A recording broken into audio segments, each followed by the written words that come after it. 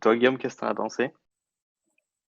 Bah, j'ai trouvé la première mi-temps vraiment dégueulasse. Je pense que c'était enfin, dans mes souvenirs, comme ça, j'ai cherché, mais j'ai pas trouvé de pire mi-temps qu'on ait pu faire cette saison. Après, deuxième mi-temps, bah, je pense qu'on a un peu craqué quand même. Les 30 dernières minutes, ils étaient plus là. Du coup, ça nous a permis de jouer un peu plus facile, puis de trouver plus d'espace. Mais disons, le 4-1 est assez sévère, je trouvais, assez généreux pour nous, compte tenu de notre performance ce soir. C'est vrai qu'on s'est un peu ennuyé ce soir en première mi-temps, mais ça a bien rattrapé en seconde mi-temps. Euh, Toi, Mathieu, est-ce que tu as une performance individuelle qui t'a marqué ce soir ou par rapport aux autres? Alors marqué, ouais, ça dépend dans quel sens.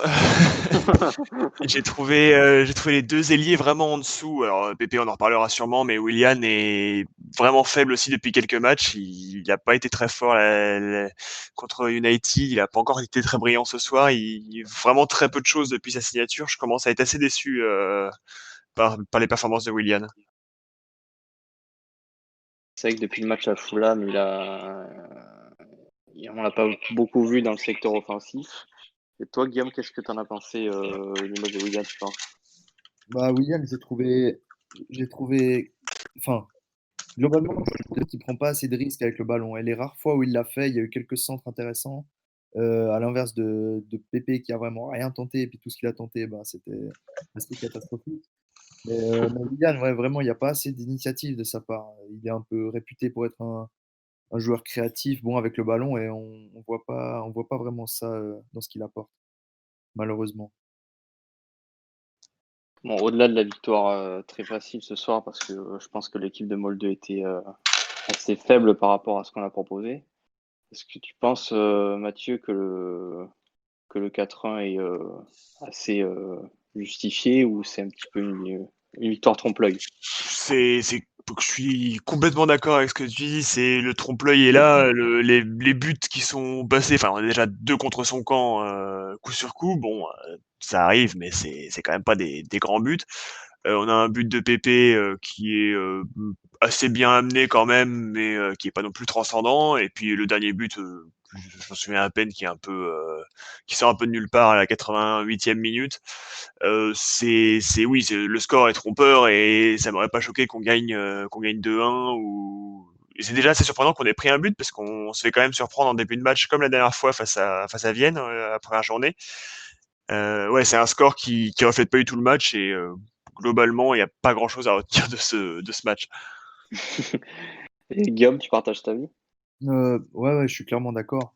Le seul truc que je trouve intéressant avec ces deux derniers buts qu'on a pu marquer dans le jeu et pas sur des autogols, c'est vraiment la différence de niveau et d'apport entre Saka qui est rentré à la 60e minute et qui, dès son premier Hmm. centre, arrive à trouver Pépé juste avec un petit coup d'œil, un centre parfait. Et directement, il y a une situation dangereuse qu'ont pas réussi à faire Willian ou Pépé en 60 minutes. Donc, ça Ouais. confirme vraiment enfin, le nouveau, si on peut appeler ça un nouveau statut vraiment de titulaire important, voire à mes yeux indiscutable en tout cas Bah, qu'a Saka aujourd'hui. c'est évident que sur cette fin de match-là, Saka, du haut de ses 19 ans, qui arrive en fin de match et qui apprend, qui apprend le football à ses compères, c'est quand même assez impressionnant.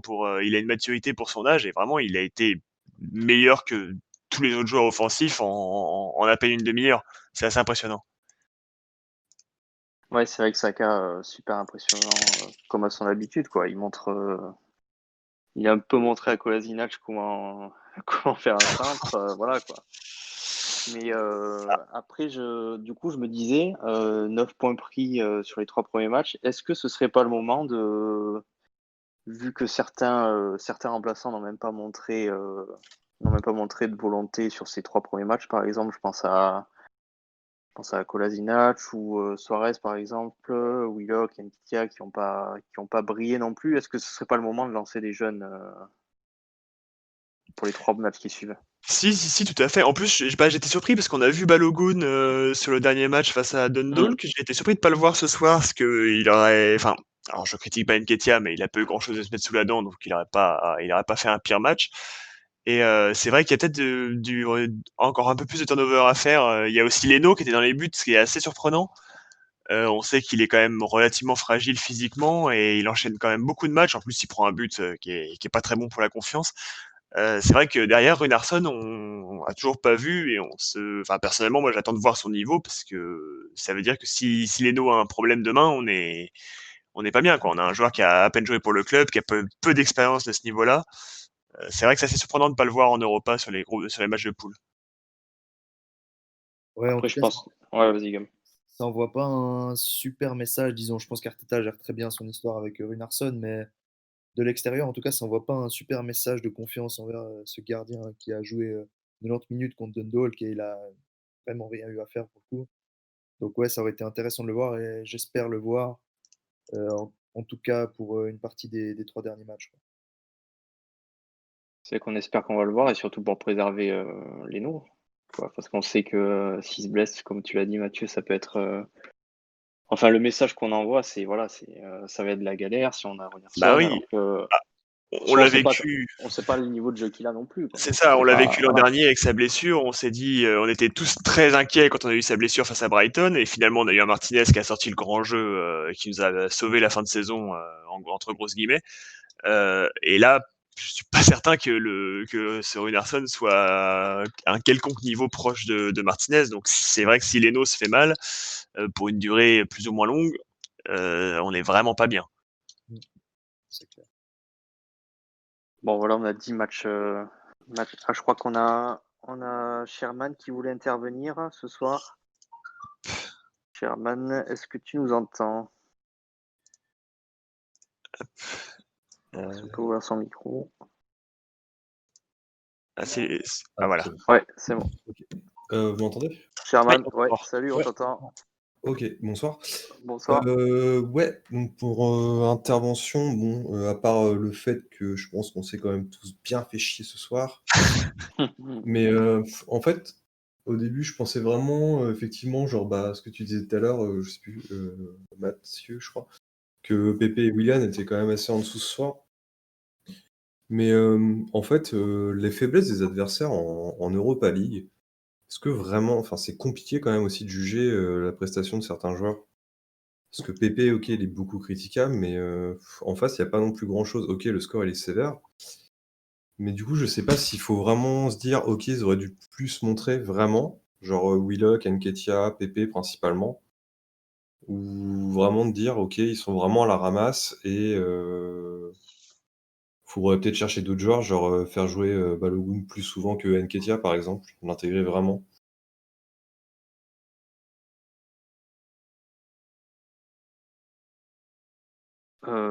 Ouais, c'est vrai que, bah, comme j'avais dit tout à l'heure, c'est vrai que ça serait bien là, pour les 3 prochains matchs qui viennent, de peut-être faire tourner plus encore plus jeunes dans la réserve pour peut-être faire montrer c'est comme ça, on se rappelle qu'on a découvert un petit peu Saka aussi sur l'Europa League. C'est comme ça qu'on peut découvrir de jeunes talents. Donc, ouais, pourquoi pas, sur les 3 prochains matchs, faire jouer quelques minutes à des petits jeunes. Et je pense que ça pourrait toujours être mieux que, par exemple, une première mi-temps comme ce soir, quoi. Ah bah, bien sûr, surtout qu'on a plus grand-chose à perdre. Enfin, je veux dire, on est en tête du groupe avec 9 points, derrière c'est Oui, 6 voilà, et 3. on a rien à On perdre. on risque d'être qualifié premier vraiment facilement, donc effectivement, c'est maintenant ou jamais, parce que c'est pas en première ligue ou en coupe, et encore qu'on va avoir des jeunes, ouais. Parce que justement, là la semaine dernière, en fait, entre le match contre les Irlandais et Manchester United, Arteta il avait fait 11 changements. Et justement, faire tourner comme ça permet aussi d'avoir l'équipe type, entre guillemets, être prête vraiment pour le championnat aussi. Et mine de rien, vu la densité du championnat cette année, ça pourrait être pas mal. Après, par contre, c'est vrai qu'on commence. En plus ça va, plus je me dis qu'on a vraiment des difficultés à trouver un banc correct cette année. Parce je pense qu'on a quand même ouais, 11, 12, 13 joueurs maximum qui sont vraiment bien pour l'équipe type. Mais en dessous, ça devient compliqué, quoi. Genre un remplaçant en neuf à la Lacazette, à part Aubameyang, leur pointer dans l'axe, pour moi Nketiah il fait pas le taf encore. Pepe malheureusement, ouais c'est dans la tête, hein, clairement. J'imagine, enfin, mon point de vue, hein. Et Mais il y a d'autres joueurs, même Ceballos, je suis de plus en plus déçu. Xhaka, je suis pas sûr qu'il est parti pour être titulaire en championnat cette année, hein. Bah, justement, c'est ça qui est assez intéressant, c'est qu'on a un problème de banc, mais finalement, c'est assez changeant. On a des joueurs qui ont des formes, qui vont et qui viennent. Enfin, on a commencé l'année avec Xhaka et Ceballos qui étaient indiscutables et Elneny, tout le monde pensait qu'on le verrait qu'en coupe. Finalement, en ce moment, c'est plutôt l'inverse. Bon, avec Partey qui arrive entre-temps. Est-ce que c'est pas aussi la forme physique de cette année qui fait que la plupart des championnats sont assez indécis et la plupart des formes physiques des joueurs sont un peu plus aléatoires parce qu'ils n'ont pas eu la préparation physique habituelle, on va dire. Je pense que c'est difficile de sortir un 11 très précis sur une année comme celle-là, pour quel que soit le club. Ouais. Ah, pour le 11, pour le coup, celui à Manchester, peut-être à part Willian qui sortirait de l'équipe type et Mustafi pour David Luiz, je pense qu'on l'a. Hein. Mmh. Oui, tout à fait. Et peut-être Elneny à la rigueur en balance, mais Bah, la performance contre Manchester était assez énorme sur la tactique, enfin, tout y ouais, était. justement. C'est le plus beau match de la saison pour le moment. Ouais, justement, Xhaka et Ceballos derrière, s'ils n'arrivent Et pas chacun à. ses Ceballos n'y était pas, ouais, tout à fait. Mais là, par exemple, Ceballos, je l'ai pas vu beaucoup. Alors encore une fois, c'était l'adversaire en face, c'était pas non plus. Allô? Salut! Salut. Salut Camille, t'avais quelque chose, est-ce que Ouais, t'as quelque chose à ajouter par rapport à ce match? je vous ai écouté parler par rapport au match de ce soir et je suis pas totalement d'accord avec vous sur le fait qu'on soit grave fait chier. Enfin, je m'explique. En gros, j'avoue, la première mi-temps était en dents de scie, c'est-à-dire qu'on était réellement pas dedans. J'ai l'impression que les joueurs étaient en mode ouais, c'est Molde, on va gagner ce match quoi qu'il arrive. Et clairement, c'était pas assez. Mais en seconde mi-temps, en vrai, on aurait limite pu en mettre 6 ou 7 quoi. Si tu vois les trucs de Kolasinac, l'action de Willock qui la prend sur. La longue passe de David Luiz, Saka qui rentre, qui fait une très bonne entrée, Pepe qui aurait pu avoir plus de réussite. Donc je trouve vraiment qu'il y a deux parties dans le match où la première mi-temps où je sais pas si c'est un manque de motivation où les joueurs se regardaient un peu tous, mais la deuxième mi-temps, moi je trouve qu'elle était assez convaincante en vrai. Je sais pas ce que vous en avez pensé, mais la deuxième mi-temps, je trouvais qu'on était beaucoup plus dedans. Donc ça, je trouve qu'il y a quand même du positif. C'est pas que sur RMC, ils étaient en mode oui, le score ne reflète pas du tout le match, etc., etc. Je trouve que c'est un peu l'excès de dire ça, vous trouvez pas? C'est sûr qu'il y a eu du mieux sur la deuxième mi-temps. Ouais, il y a eu quelques joueurs qui sont sortis, notamment Willock, moi que j'apprécie pas trop, mais je dois admettre qu'il s'est quand même bien défoncé.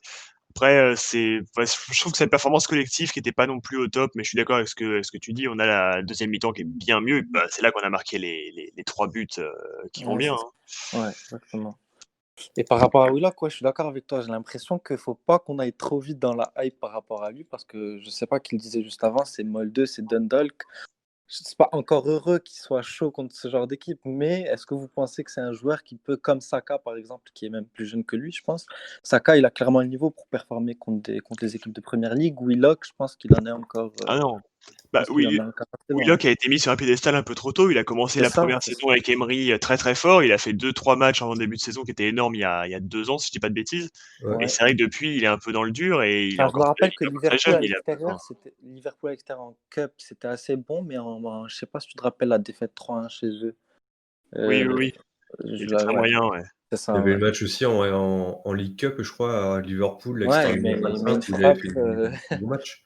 par de Ouais, nulle part. assez irrégulier comme joueur, ouais.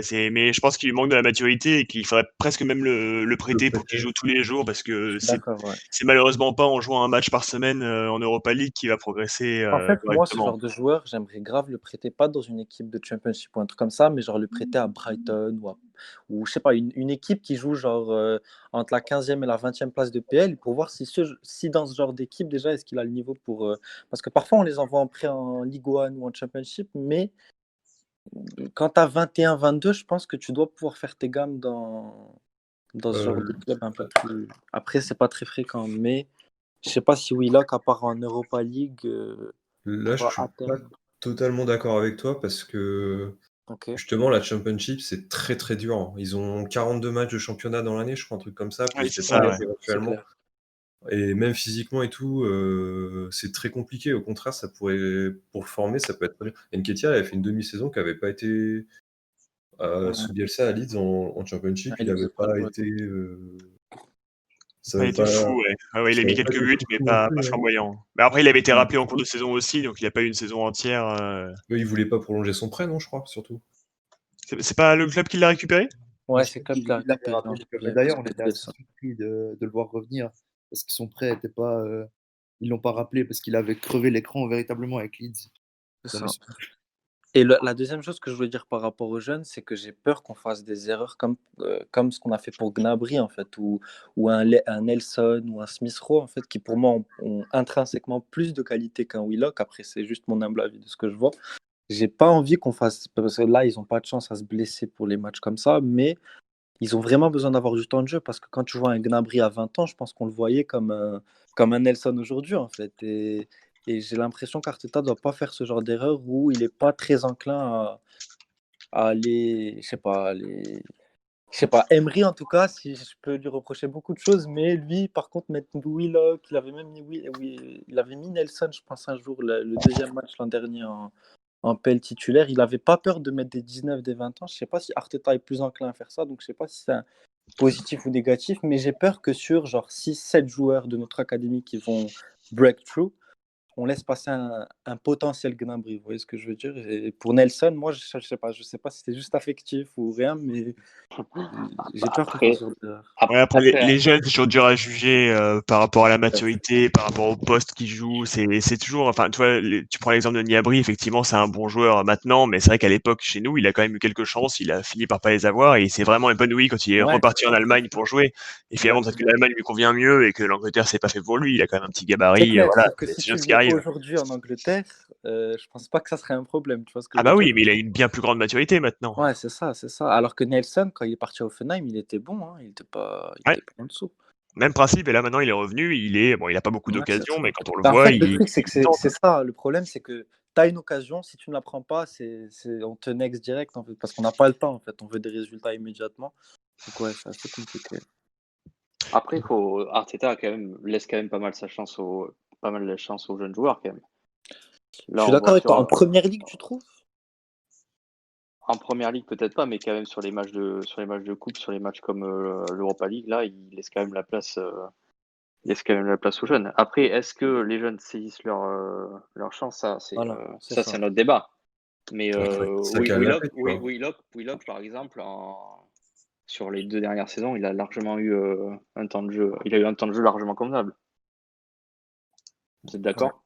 Ouais, pour moi, Saka, il a complètement réussi. Par contre, Nketiah, Willock et de plus en plus Ashley Maitland-Niles, c'est quand même.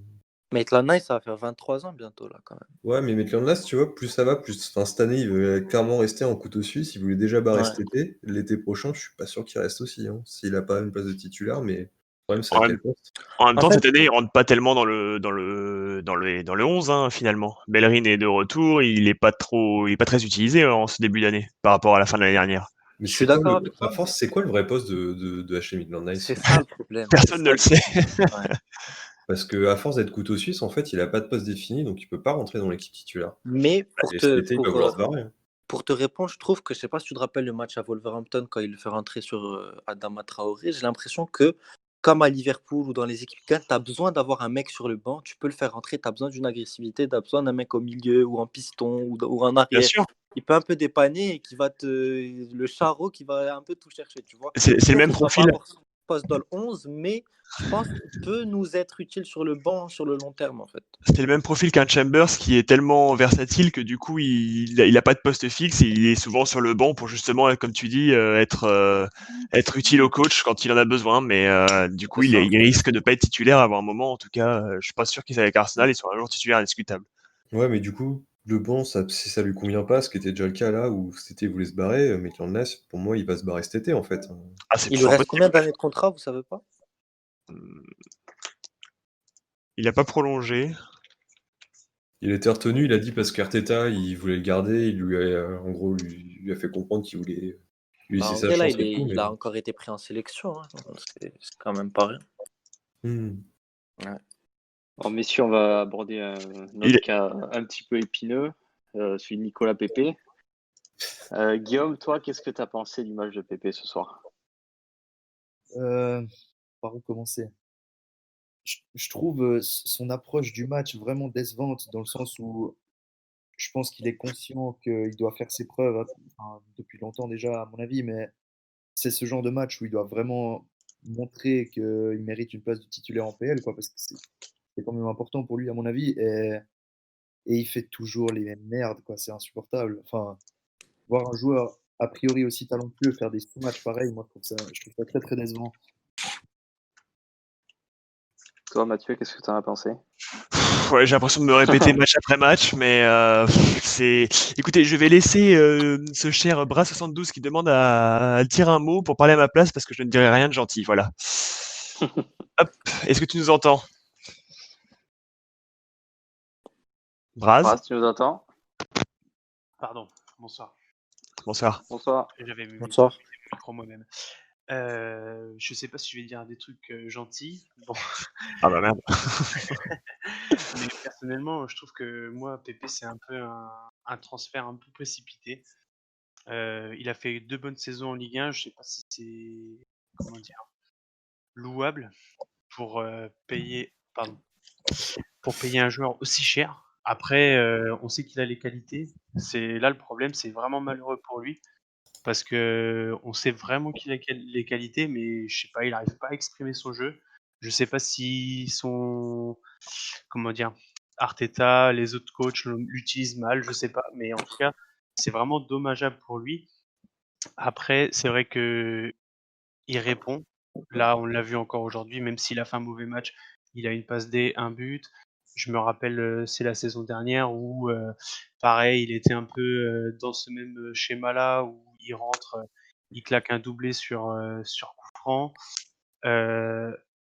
C'est dommage qu'il puisse pas vraiment exprimer son jeu et garder ce petit sens du but qu'il a aujourd'hui encore. Et je sais pas, est-ce que c'est comme tout à l'heure, je voyais des réactions de gens qui disaient que une fois qu'il rentre dans le cœur du jeu, c'est beaucoup mieux. Je sais pas si c'est le cas. Je sais pas si. En tout cas, c'est vraiment un mystère ce Pépé. Moi, je sais que j'avais regardé quelques matchs de lui quand il était à Angers, quand il était à Lille, et il était plaisant à voir. Et là, le problème, c'est que je trouve pas ce plaisir en fait. Ah Il bah, prend le ballon, il grignote En fait, et il oui. sert à rien.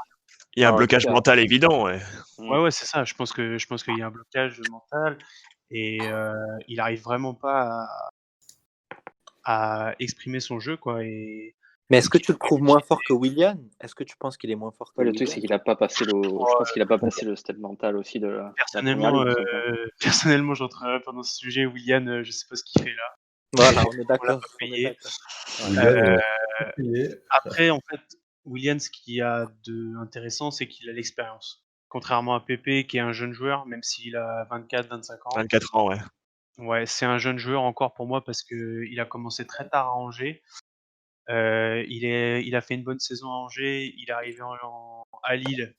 On pensait que, personnellement, moi, je pensais à Lille qu'il allait pas faire un truc extraordinaire. Et bon, il m'a fait mentir. Il a fait une superbe saison à Lille.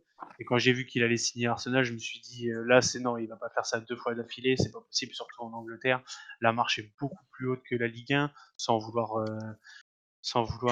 négliger la Ligue 1. Je trouve que c'est un championnat qui est quand même intéressant, mais la marge de progression est pas du tout la même. Et vraiment, je pense que c'est pas un transfert qui était vraiment réfléchi. Bah, ou je sais pas comment ils l'ont réfléchi, mais en tout cas, pour moi, c'était pas un transfert qui valait autant.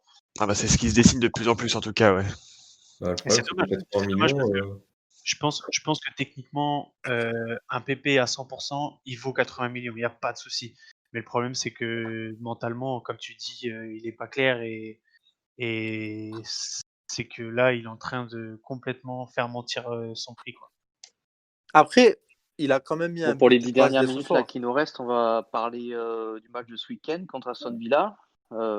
Match où il va falloir confirmer la victoire contre United et celle de ce soir. Guillaume, toi, qu'est-ce que tu attends de ce match ce week-end? Ben, j'espère revoir la même équipe que contre United déjà, avec David Luiz qui puisse jouer tout le match.